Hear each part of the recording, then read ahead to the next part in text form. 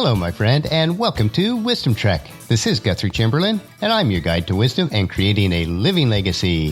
Thank you for joining us for our 5-day-per-week wisdom and legacy building podcast.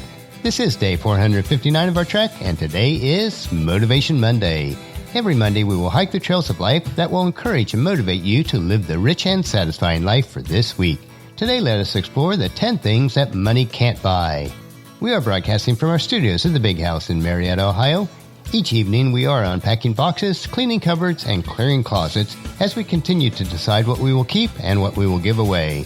This moving project will certainly keep us occupied for several weeks to come. We are taking our time and doing our best to enjoy the process. I am recording this before the weekend, but my plans for the weekend is to consolidate the items in our garage so that we can have another stall for our car. It is an open 5-stall garage, fashioned after a carriage house. But we have lawn equipment, a small tractor, and other outdoor items stored in it, as well as Paula's mom's car. In addition to that, we will also be going to church with my dad and celebrating his 86th birthday on Sunday. God has been gracious to us, and Dad is still in relatively good health and certainly in good spirits. Being able to invest time with Dad is always a blessing. Time together with those we love is one of the many things that no amount of money can buy. So the title for our trek today is 10 Things That Money Can't Buy. Birthdays and holidays are excellent occasions to reflect on our priorities and to focus on what is truly valuable in our lives. On our trek for today, we will explore unique opportunities and make introspective analysis of our real values, principles, and beliefs. To gain wisdom, one of the best ways is to take advice from those individuals who have shown wisdom in their own lives. For each of the following 10 things that money can't buy, I will use a quote from a wise person to allow us to reflect on each one. And the first thing that money can't buy is health. And the Dalai Lama tells us, man, he sacrifices his health in order to make money. Then he sacrifices his money to recuperate his health. And then he is so anxious about the future that he does not enjoy the present. The result being that he does not live in the present or the future. He lives as if he's never going to die, and then dies having never really lived. The second item is love. And Jordi Alamedi tells us, if you want to distinguish between those who love you unreservedly and those who love your money, try losing all your money. The third one is happiness. And Ben Franklin says, money has never made a man happy, nor will it. There is nothing in its nature to produce happiness. The more one has, the more one wants. And the fourth item is integrity. Douglas Adams says, to give real service, you must add something which cannot be bought or measured with money. That is sincerity and integrity. The fifth is respect. And this long quote comes from Ayn Rand. Money is your means of survival. The verdict that you pronounce upon the source of your livelihood is the verdict that pronounce upon your life. If the source is corrupt, you have damned your own existence.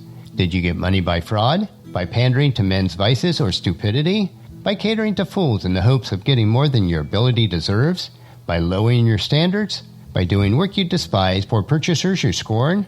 If so, then your money will not give you a moment's or a penny's worth of joy. Then all the things that you buy will not become a tribute to you, but a reproach.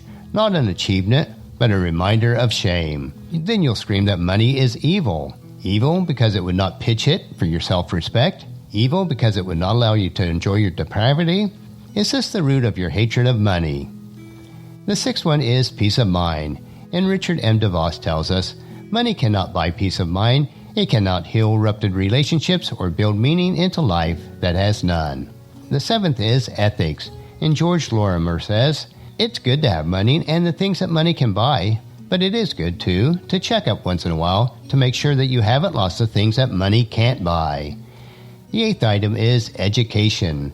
And Neil deGrasse Tyson says, humans aren't as good as we should be in the capacity to empathize with feelings and thoughts of others, be they humans or animals on Earth.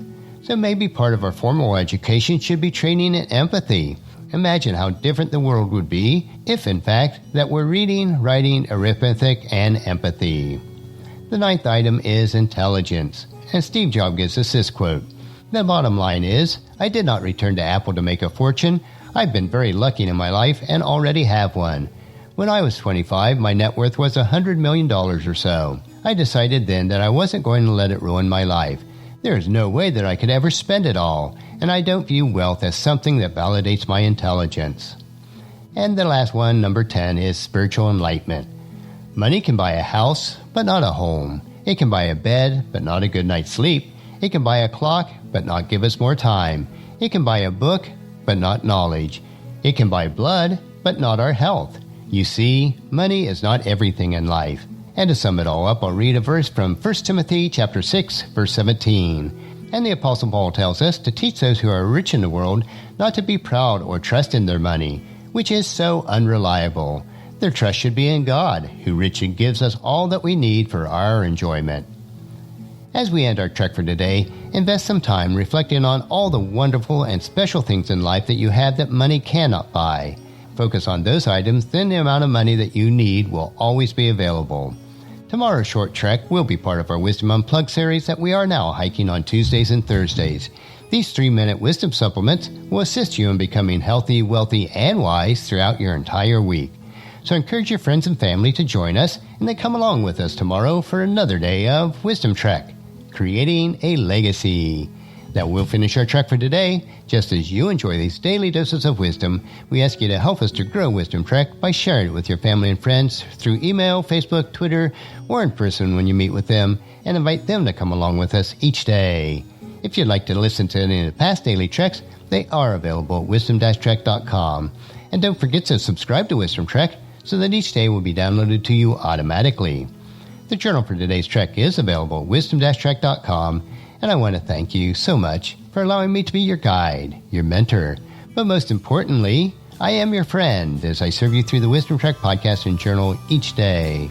And as we take this trek of life together, let us always live abundantly, love unconditionally, listen intentionally, learn continuously, lend to others generously, lead with integrity, and then leave a living legacy each day. This is Guthrie Chamberlain reminding you to keep moving forward, enjoy your journey, and then create a great day every day. See you tomorrow.